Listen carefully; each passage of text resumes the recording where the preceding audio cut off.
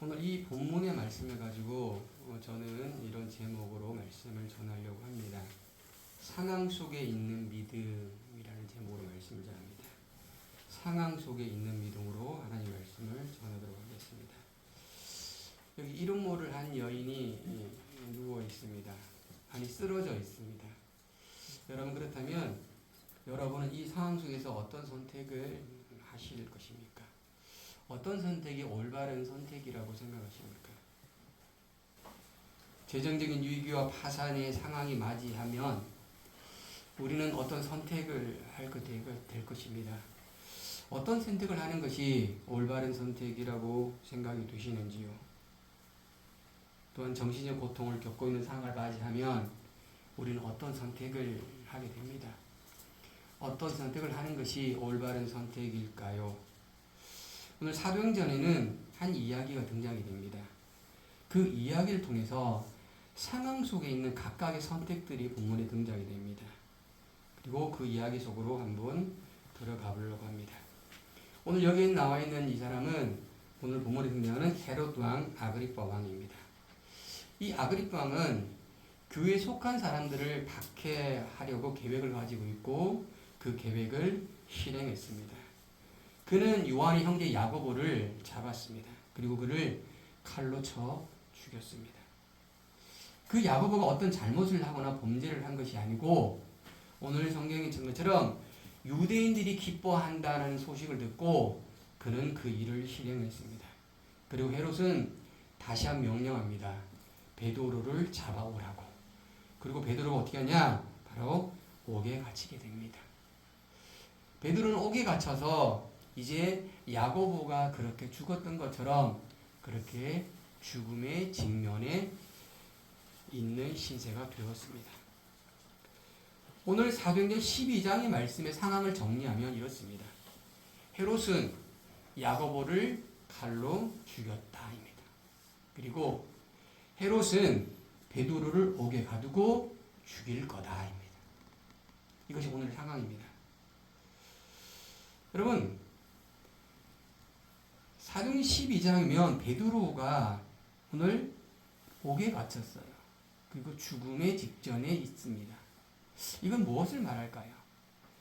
교회에 있는 지도자 중에 가장 중심에 있는 지도자가 바로 베드로입니다. 그 베드로가 죽음의 직전에 있다는 것입니다. 그 교회에 있는 큰 기둥이 쓰러지게 된다는 것입니다. 이것은 교회에 심각한 문제의 소지가 될 것입니다.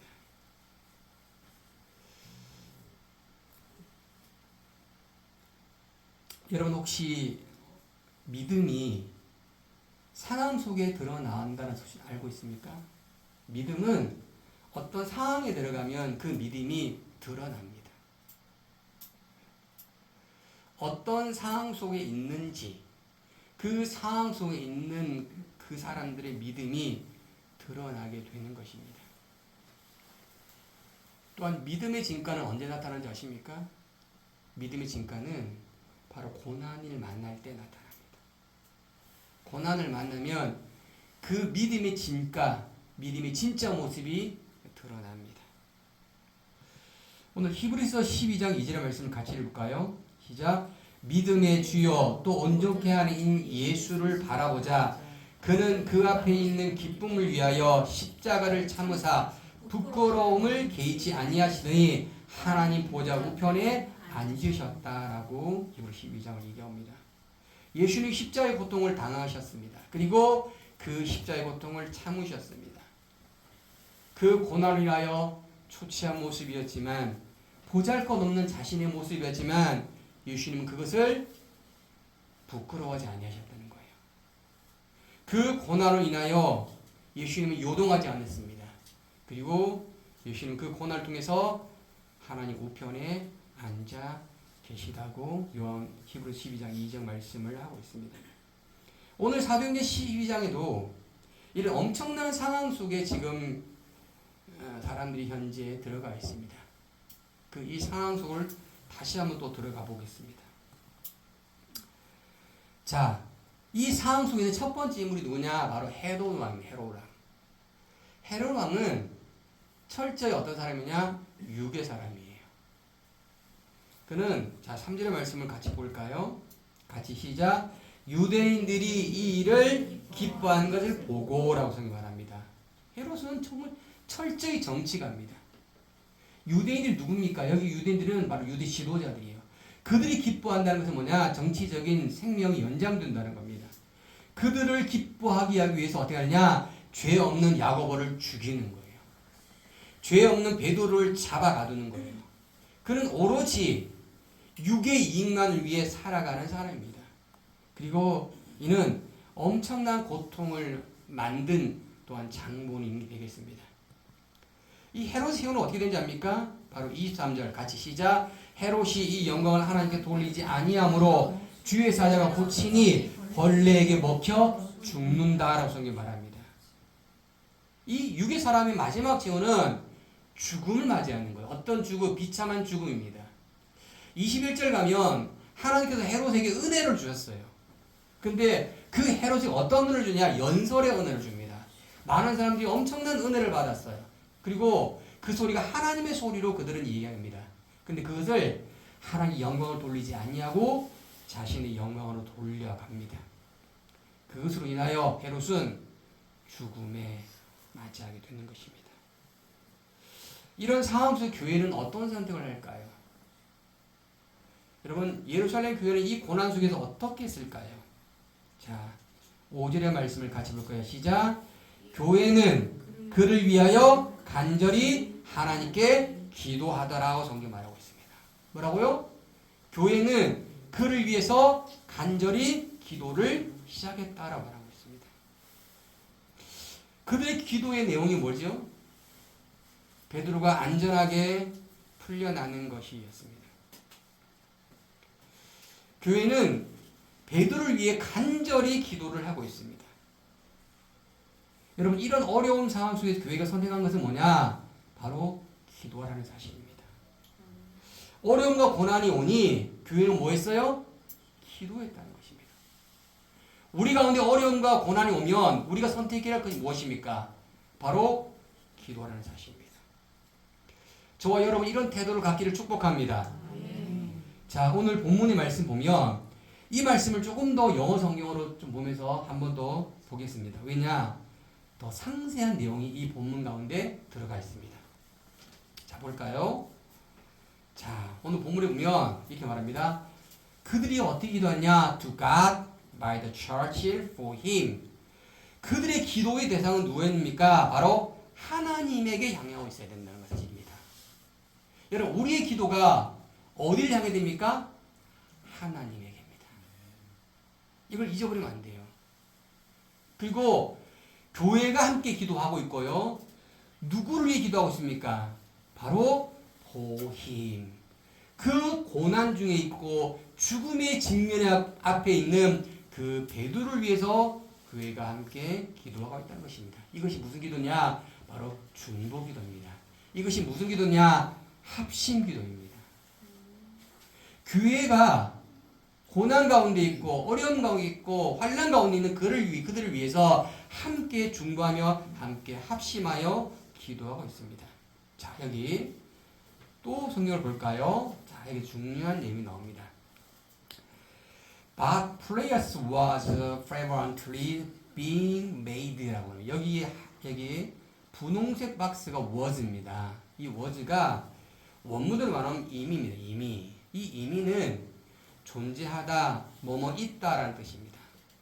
기도하는 사람은 현재 있어요. 기도하는 사람은 현재 존재하고 있다는 거예요. 어느 상황이죠? 고통의 상황입니다. 어떤 상황이죠? 죽음의 직면에 있는 어쩔 수 없는 혼란이 가중되어질 그 상황에 기도하는 사람은 현재 존재하고 있다는 것입니다. 그리고 빨간색 박스 보면 made입니다. 이 made가 원문으로 말하면 이노멘입니다. 이노멘. 이 이노멘은 무슨 뜻이냐?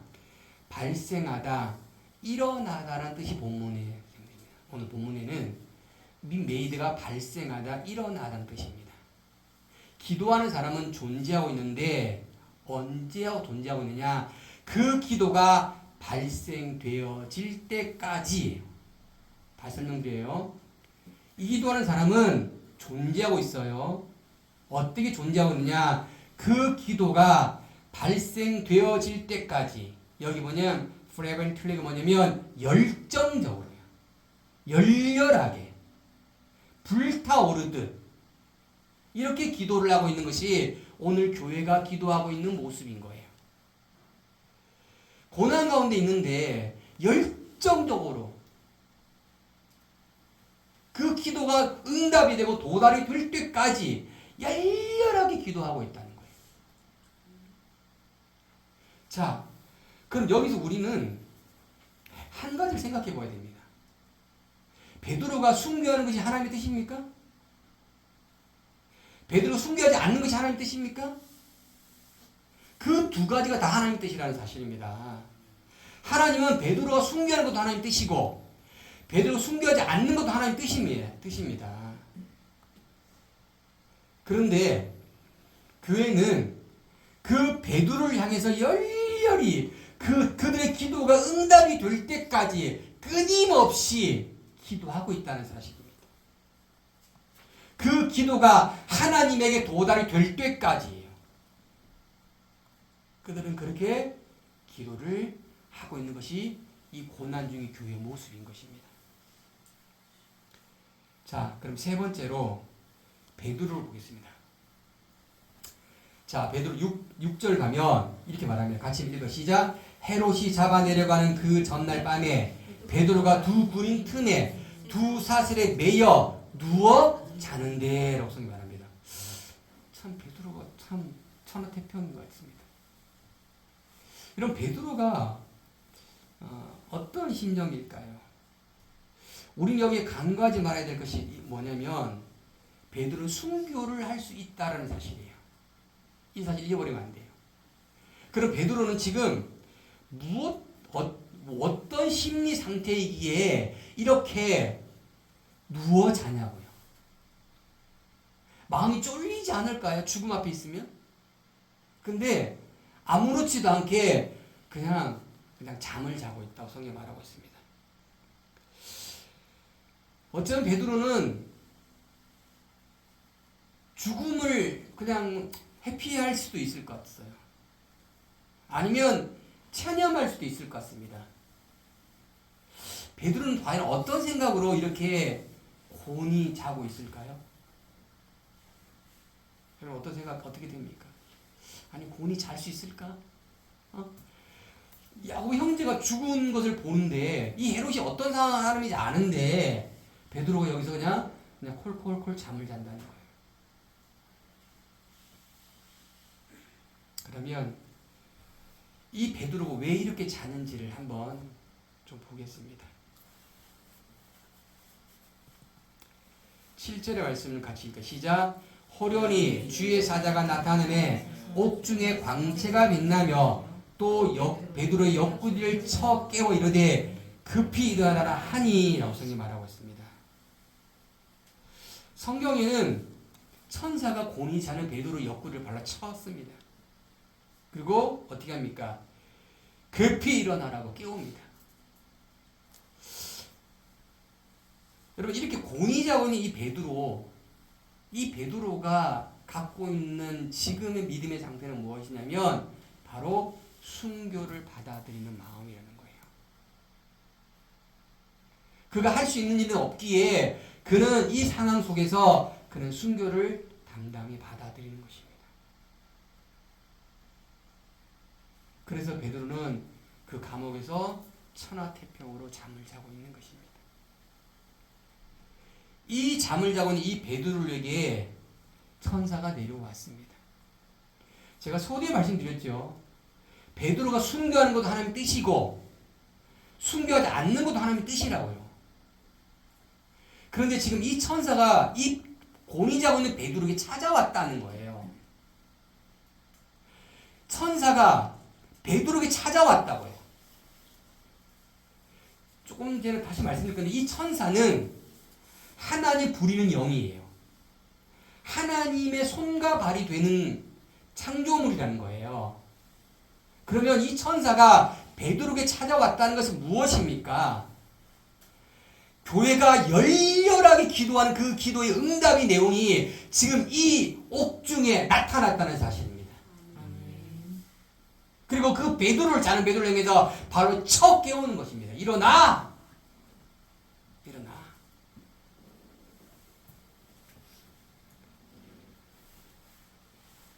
그리고 자 보세요. 베드로 천사의 말을 듣고 그가 일어났습니다. 그런데 이상한 일이 벌어집니다. 자, 말씀 읽고 시작.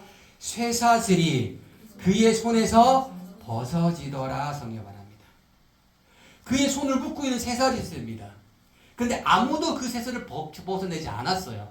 근데 그가 일어나니 그의 손에 묶여있던 그 쇠사슬이 벗어지더라. 이게 벗어지더라가 뭐냐면 능동동사, 능동. 뭐라고요? 능동동사예요. 베드로가 쇠사슬을 벗은 게 아니고요. 그 쇠사슬 스스로 베드로에게서 벗겨진 거예요. 쇠사슬은 뭐죠? 쇠사슬은 뭐죠? 무생물이에요. 생각도 없고 아무것도 없는 무생물이에요. 그 무생물이 어떻게 합니까? 순종을 하고 있는 사건입니다. 지금 쇠사슬이 벗겨진 거예요. 스스로 벗어난 거예요. 어디에서? 베드로의 손에서요.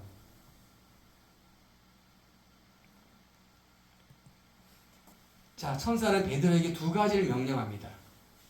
그 첫 번째 명령이 뭔지 압니까? 이겁니다. 띠를 띠고 신을 신으라 이겁니다. 첫 번째. 뭐라고요? 띠를 띠고 신을 신으라입니다. 두 번째 뭔지 압니까? 겉옷을 입고 따라오너라입니다. 자, 그러면 우리 생각해 봐야 됩니다. 아니, 띠를 띠고 신을 신으라? 겉옷을 입고 따라오너라? 그럼 베드로 어떤 상태라고요? 띠를 띠지 않고 옷을 벗은 상태에서 그냥 너저분한 상태로 지금 잠을 자고 있다는 상태예요. 그럼 베드로가 천사가 올 거야. 이제 곧 나갈 거야. 라는 생각이 들었으면 옷도 입고 띠도 입고 단단하게 조여야 되지 않습니까? 베드로 이렇게 느슨한 상태로 되어 있다고 해서 무엇을 말합니까? 순교를 받아들이고 있다는 것입니다. 이제 하나님의 뜻인 순교를 단단히 받아들이는 거예요. 예수님이 그렇게 한 것처럼 내 형제 야고보가 그렇게 한 것처럼 나도 이제 순교를 해야 되겠구나. 그리고 그것을 당당히 받아들이고 있는 모습일 거예요. 이 모습 속에서 베드로가 순교를 받아들이고 있다는 것을 볼 수가 있는 것입니다.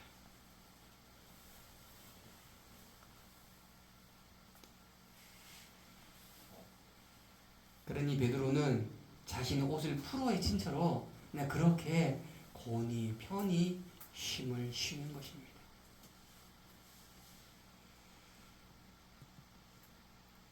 자, 우리 9절부터 12절 말씀을 같이 읽을까요? 시작.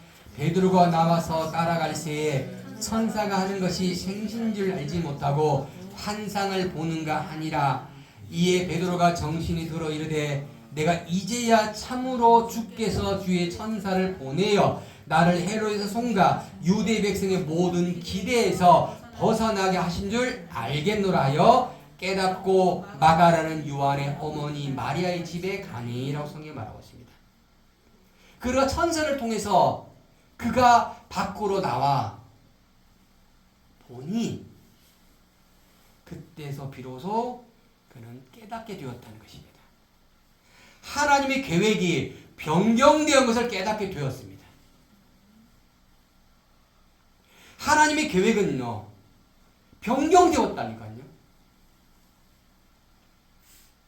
베드로는 하나님의 뜻을 받아들일 준비를 하고 있고 그 옥에서 순교의 마음으로 현재 시간을 보내고 있었어요.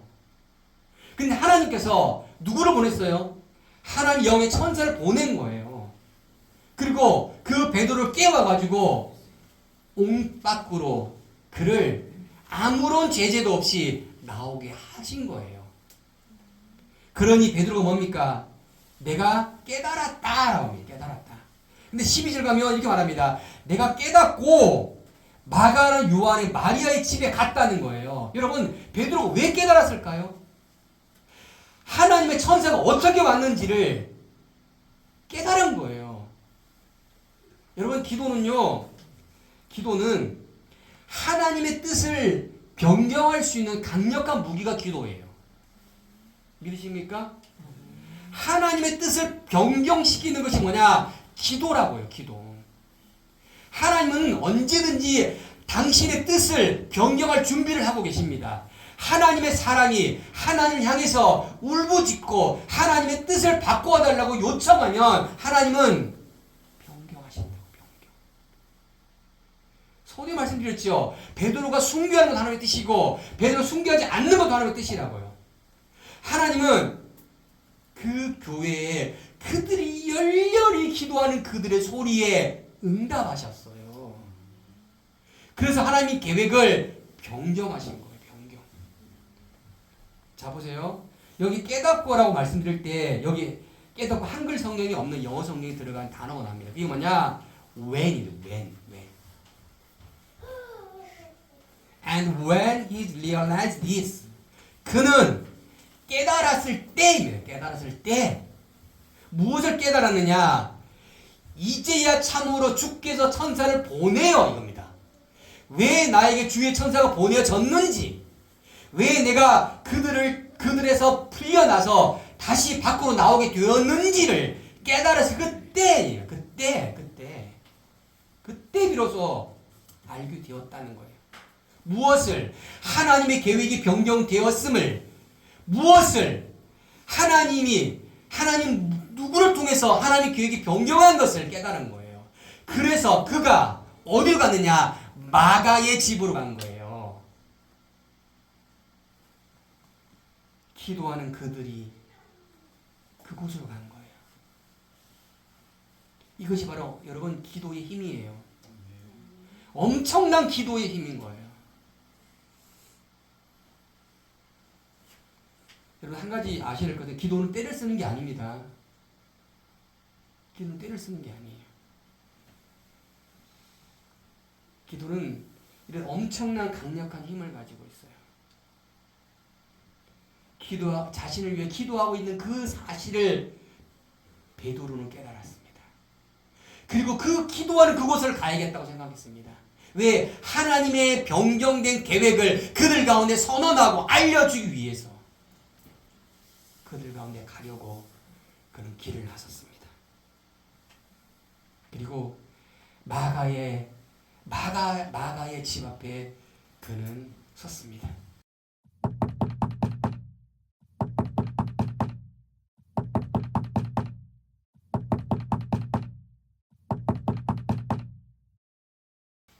그는 급하게 마음이 두들겼습니다. 근데 두들겨도 소리 두들겨도 아무도 나오지 않습니다. 내가 왔더라고, 내 베드로라고, 빨리 문을 열려달라고. 왜냐? 다시 그가 옥에 잡히면 안 되기 때문에. 다시 하나님의 계획을, 그 뜻을 이루기 위해서 그가 해야 되기 때문에 빨리 문을 열려달라고 두들깁니다. 자, 오늘 본문에 엄청난 중요한 내용이 나옵니다. 무지막지하게 중요한 내용이 오늘 본문에 나옵니다. 13절, 14절 읽어봅니다. 시작. 베드로가 문을 두드리는데 로데라는 여자아이가 영접하러 나왔다가 베드로의 음성인지를 알고 기뻐하여 문을 미처 열지 못하고 달려들어가 말하되 베드로가 대문 밖에 섰더라 하니라고 말합니다.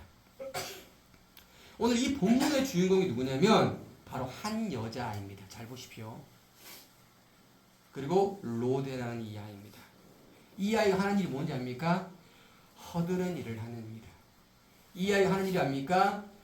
문을 열고 들어오면 사람들을 영접하고 안내하는 그런 일을 하는 아이입니다. 그가 늘 하는 일을 거기 문 옆에서 이제 문소를 들었습니다. 그러니 그가 하는 것처럼 그 문을 가서 영접하려 가니 소리가 들립니다. 나 베드로야! 나 베드로야! 그럼 성경을 자세히 보세요. 14절이면 기뻐하여 문을 미처 열지 못하고 달려 들어갔다는 거예요. 자, 이 로데 아이가 문을 그 소리 들었으면 그 문을 빨리 열면 되는데 그 문으로 가지 아니하고 어디로 가느냐? 다시 안으로 들어갔다는 거예요. 자, 그럼 여기서 우리가 생각해 볼 게 뭡니까? 그가 안으로 들어갔다는 것은 문보다 여기 있는 기도하는 사람들이 훨씬 더 가깝다라고 생각할 수 있는 거예요. 다시 말씀드려요. 제가 서 있는 자리는 저기 문보다 여기 뒷문이 훨씬 가까운 거예요.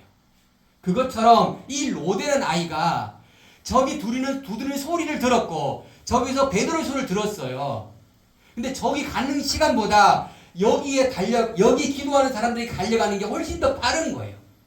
그래서 이곳에 가서 베드로가 왔어요 라고 소리를 지른 거예요. 그럼 여기 한 가지 더 생각해 볼 것이 있습니다. 그럼 저기 멀리 들리면 소리가 명확하게 들리겠습니까? 제가 마이크 친 것처럼? 명확하고 또렷하게 들리는 게 아니에요. 왜? 그곳에는 기도하는 사람의 소리도 들리고요. 방음이 안 됐으니까 발자국 소리 들리고요. 똑똑똑 소리 들리고요. 베드로 소리 혼합된 소리 들려요. 혼합된 소리로. 그런데 이 아이는 그 소리가 베드로인지를 명확하게 알았다는 거예요. 여기서 우리가 한 가지 하게 볼 것이 있습니다. 이 여자아이가 기도하는 아이였을까요? 아닐까요? 이 여자아이가 기도하는 아이였을까요? 아니었을까? 이 여자아이는요, 허드렛 일을 하는 거예요. 영접하고. 그래서 사소한 일을 하는 아이였어요.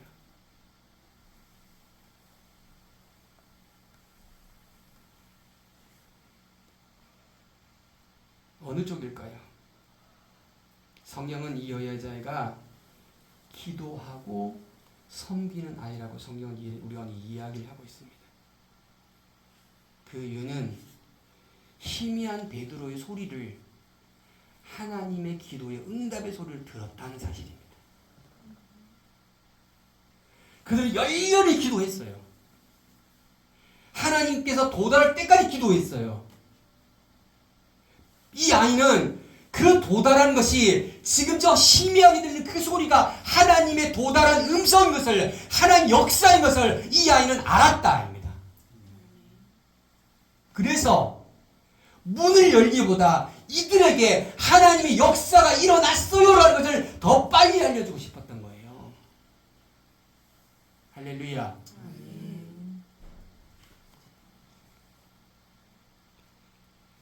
지금 상황이 어떤 상황인지 압니까? 이런 상황입니다.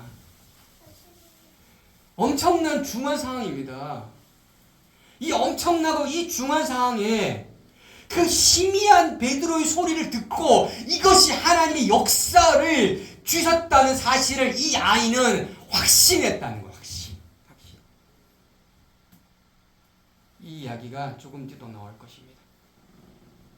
그래서 이 아이는 기도하는 아이였다. 그런데요, 이 본문에 이 아이 말고 기도하는 사람들이 있었습니다. 이 사람들에게 경종을 울리는 엄청난 일이 또 일어납니다. 로데는 베드로의 소리를 듣고 베드로가 오는 사실을 빨리 알려줬습니다. 누구보다 빨리. 왜? 이들은 기도하는 사람이었기 때문에. 하나님이 기도의 역사가 지금 도달했다고 이들에게 알려주었습니다. 그런데 말입니다. 그들의 반응이 뭐죠? 이렇습니다. 내가 미쳤다. 내가 미쳤다. 여러분, 내가 누굽니까? 하나님 말씀을 확신하는 이 아이에게 내가 미쳤다. You are out of your mind. 이게 뭔지 압니까?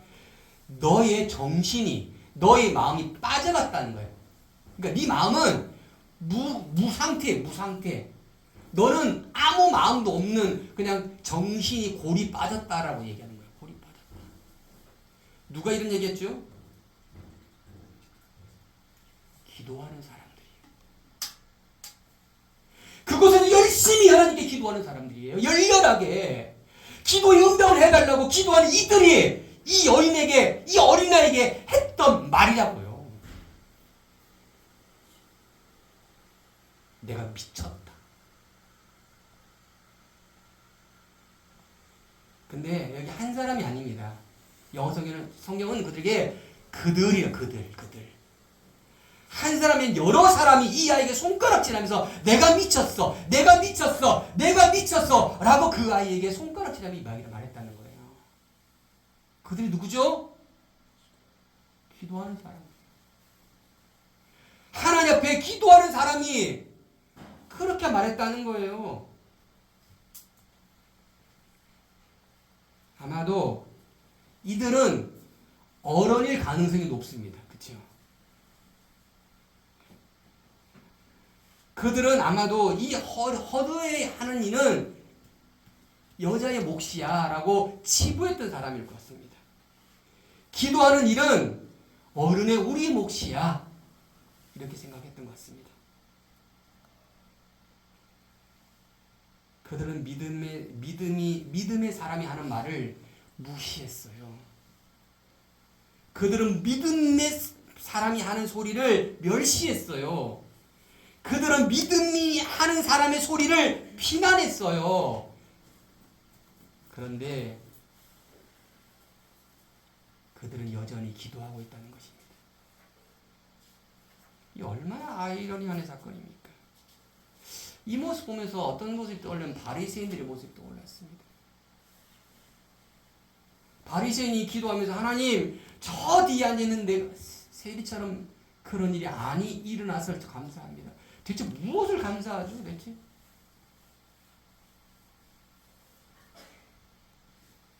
이들은 기도했지만 교만에 빠졌습니다. 여러분 기도하면 어떻게 돼야 됩니까? 더 겸손해져야 되지 않습니까? 기도하면 더 낮아져야 되지 않습니까? 그런데 어떻습니까? 여자아이라고 너는 허드한 일을 해야 되는 일이라고 치부해 버렸어요.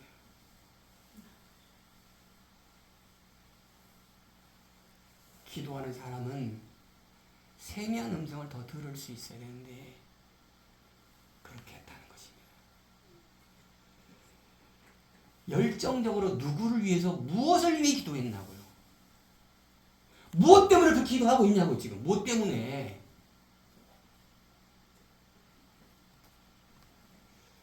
자, 이 아이가 이렇게 말합니다. 참말이라. 그 말에 이 아이가 이렇게 말합니다. 참말입니다. 참말입니다. 참말입니다. 자, 보세요. 영어 성경은 이렇게 말합니다. But it keep insist it is so라고 말합니다. 여기 insist이 뭐냐면 사람들이 믿지 않는 것에 대해서 강력하게 주장하는 거예요. 제가 확증이라고 말했잖아요. 이 아이는 저 희미한 소리를 듣고 하나님의 역사를 확증한 거예요. 이게 믿음의 사람인데요. 당신은 나를 비난하고 멸시하지만 이거는요 확증된 하나님의 역사입니다라고 말하는 거예요. 지금 이걸 강력하게 주장하는 거예요. 지금 누가 어린아이가, 누가 허드렛 일을 하는 아이가, 누가 사람들에 영접하고 아무것도 힘이 없는 그 아이가예요. 기도하는 어른이 아니었어요. 여기 이 인시스 원문으로 말하면 나우시 오리지멘입니다. 이 나우시 오리지멘이 뭐냐면 확고하고 단단하고 끔찍지 않는 거예요. 다시 말씀드립니다. 확고하고 단단하고 끔찍도 않는 거를 나우시 오리지멘입니다. 이 아이는 확실한 하나님의 음성을 그는 들었다는 거예요. 기도의 응답을 그는 들었다는 거예요. 할렐루야. 그러니 어떻게 해요? 흔들리지 않는다는 거예요. 어른들의 그 비난의 소리가 흔들리지 않는 거예요. 제가 잘못 들었나요? 이게 아니라니까요. 참말이라. 뭔 소리 하는 거예요 대체?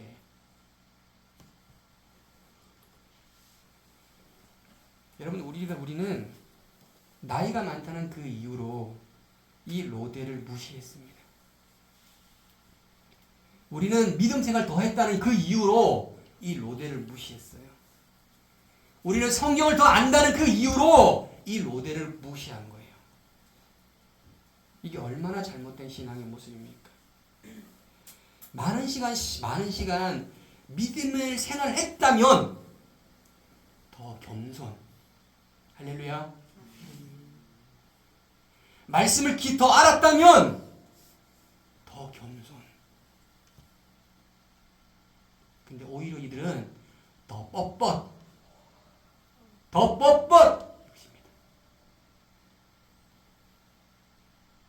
이것이 우리의 모습이 아닐까요? 예수님은 이 땅에 왜 오셨죠? 섬기러 오셨어요. 우리가 기도하는 내용이 무엇이 되어야 됩니까? 내가 그 예수님의 섬김을 할 수 있는 사람이 되려고 그렇게 기도하는 것이 우리의 기도의 내용이 되어야 될 텐데 이 아이를 개무시했다는 거예요. 그리고 믿음 생활 한다는 거예요. 그리고 열렬히 기도하고 있다는 거예요. 기도하고 있습니다. 40일 기도, 100일 기도, 1000일 기도. 무엇을 위해 기도하죠? 왜 기도하죠? 아니 왜 기도하죠? 하나님 뜻이 이루어진 것을 전달하는 그 메신저 소리를 듣고 할렐루야 감사합니다라고 하지 아니하고 그들은 왜 이렇게 기도하고 있죠? 그가 목사든 그가 집사든 그가 장로든 그런 관계되지 않습니다.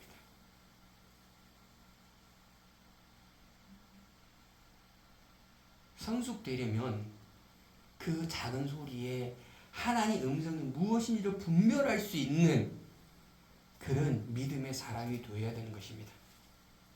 할렐루야. 자, 근데요 이들의 모습을 더 볼까요? 가관입니다. 같이 시작.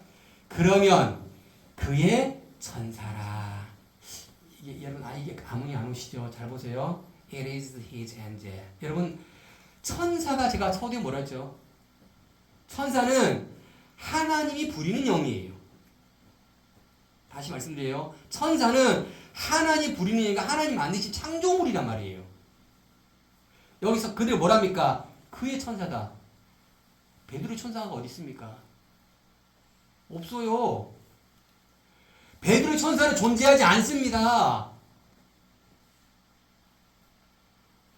베드로의 천사 존재하지 않아.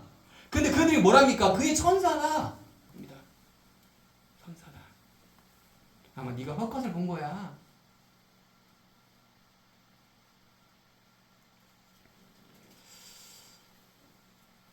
저는 이것을 보면 이거 제가 말씀을 준비하면서 이런 모습이구나.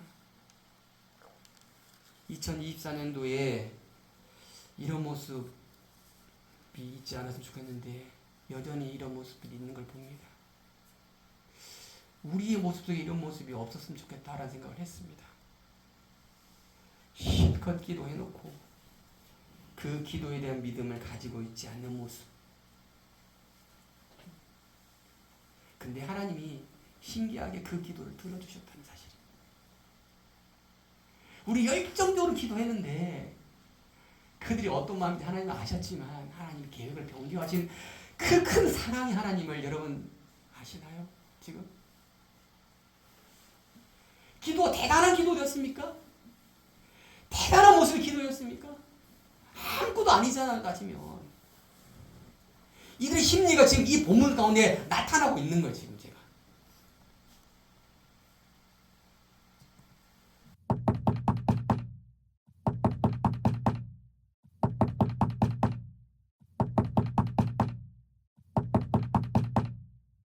베드로를 더 세게 두들겼습니다. 빨리빨리 열어달라고, 빨리빨리 열어달라고. 자, 말씀 같이 시작. 그들이 문을 열어 베드로를 보고 놀라는지라. 왜 놀랬어요? 왜 놀랬죠? 왜 이들이 놀랍니까? 아니 하나님의 역사가 일어났는데 왜 놀라죠? 그들이 그렇게 기도했잖아요. 베드로가 안전하게 돌아오기를 기도했잖아요. 근데 왜 놀라요? 할렐루야, 할렐루야. 감사해야 들리지 않습니까? 놀랐어요, 그런.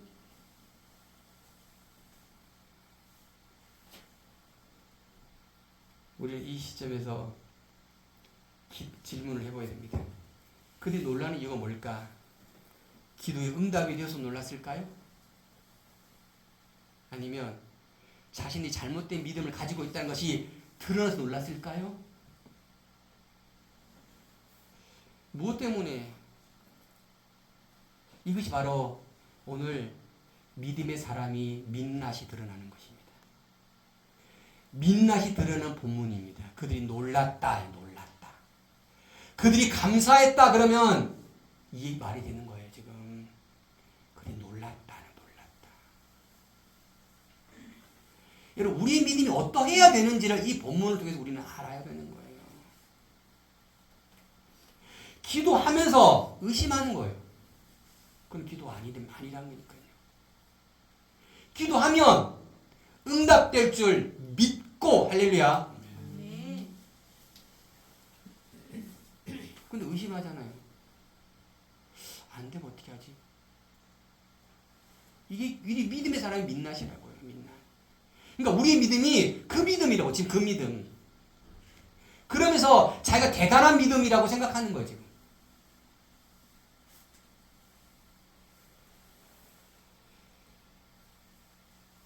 자, 보세요. 17절. 베드로가 그들에게 손짓하여 조용히 하겠습니다. 왜? 이제 베드로도 잡힐 줄 모르니까 조용합니다. 자, 말씀 읽으 시작. 주께서 자기를 이끌어 옥에서 나오게 하던 일을 말하고 또 야고보의 형제에게 이 말을 전하라고 떠나 다른 곳으로 갔다라고 성경이 말하고 있습니다. 천사가 자기에게 왜 왔고 또 왜 내가 이곳에 나왔어야 되고 하는 뜻이 무엇인지를 이 베드로 입으로 선언했습니다. 이들은 어떻게 했습니까? 이 말을 수용했겠죠. 그런데 왜 어린아이의 말은 듣지 않았냐고요. 베드로는 어른이니까 들었지요. 그런데 어린아이가 전하는 이 하나님 메시지를 왜 개무시했냐고요. 왜 그렇게 했냐고요. 여러분, 우리의 믿음이 어떤 믿음인지를 우리는 스스로 우리를 자각해 보아야 되는 거예요. 그리고 스스로 잘 믿는다고 말해요. 잘 믿는다. 뭘 잘 믿죠?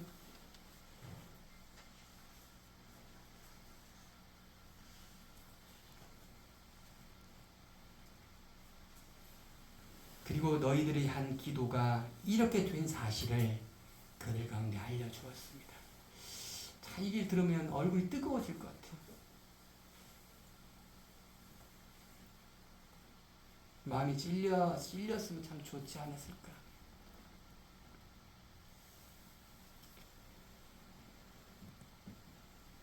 이 얘기를 안 할 수 없습니다. 왜냐하면 이 딱 같은 본문의 상황이기 때문에 여러분, 우리 한국이 이렇게 어려운 상황 속에 놓여져 있습니다. 시시비비를 가려야 되지만 우리는 이 대한민국을 지켜야 되는 것입니다. 여러분, 우리가 해야 될 일은 뭘까요? 그 교회가 했던 것처럼 이 대한민국이 하나님께서 이 땅에 수많은 많은 피를 쏟고 이 땅을 존속시키시고 이끄셨다는 사실을 우리는 알고 있습니다. 이 땅이 무엇을 해야 될지 우리는 또한 알고 있습니다. 이 땅이 성경의 나라로 으뜸서기를 하나님 원하시고 계시는 것입니다. 그럼 우리가 지금 무엇을 해야 될까요? 이 땅을 위해 기도해야 됩니다. 대통령을 위해 기도해야 되고 위정자들 위해 기도해야 되고 기도해야 됩니다. 하나님 이 땅을 지켜주실 거란 믿음을 가지고 이 땅을 위해 우리는 기도해야 됩니다. 다시 한번 우리가 이 땅이 성교의 나라로 다시 재진입할 수 있도록 우리는 그렇게 기도해야 됩니다. 결론의 말씀을 드립니다. 그들이 옥에 있는 베드로를 위해 기도했다면 베드로가 두드리는 이 소리와 음성을 하나님의 확증의 소리로 들었어야 되는 것입니다. 근데 어린아이는 그 세미한 음성을 하나님의 음성으로 응답의 소리를 들었다는 것입니다. 이 아이가 전해주는 이 기도의 응답의 소리를 어른이라고 많이 안다고 오래됐다고 무시할 것이 아니라 하나님의 음성은 그 어린아이부터 왔다는 사실입니다. 깨어있다면 그 아이가 하는 소리에 귀를 기울였을 것입니다. 그런데 그렇지 않다면 그렇지 않다. 우리는 상황에 더 몰입되어 있어요. 우리의 눈은 상황에 가 있어요. 상황에. 그 상황 속에서 우리는 믿음을 잃어버립니다. 상황이 우리를 뒤엎어버리거든요. 제가 서두에 말씀드렸죠. 믿음의 진가는 언제 나타나냐? 이 어려운 고통의 상황 중에 나타난다. 여러분 잘 되고 흥황하고 이런 데 있으면 같이 잘 됩니다. 그 생명이 긴 것을 언제 나타나냐? 척박한 땅이면 척박한 땅. 그곳에 진짜 생명이 무엇인지를 나타난다니까요. 그리고 우리의 믿음이 어떠한지를 우리는 스스로를 바라보아야 되는 것입니다. 상황은 사실과 현상을 만들어냅니다. 그런데 상황 속에 있는 믿음은 이 상황의 믿음 속에 있는 이것을 뛰어넘는다는 것입니다. 다시 말씀드립니다. 믿음을 가지고 있다면 상황에 우리 눈과 귀가 있으면 안 돼요. 믿음이 있으면 그 상황 속에 계신 주님, 그 상황과 함께 있는 그 하나님을 발견해야 되는 것입니다. 누가 그러했습니까? 다윗이 그러했고요. 누가 그러했습니까? 모세가 그러했고요. 누가 그랬습니까? 우리 믿음의 선조들이 그러했어요. 그러면 우리도 그러해야만 되는 것입니다. 그러해야만. 그래야 진짜 믿음이 무엇인지를 보여줄 수 있는 거예요. 보여줄 수 있는 거예요. 어디 있든지 내가 주님을 섬긴다는 걸 보여줄 수 있는 것입니다.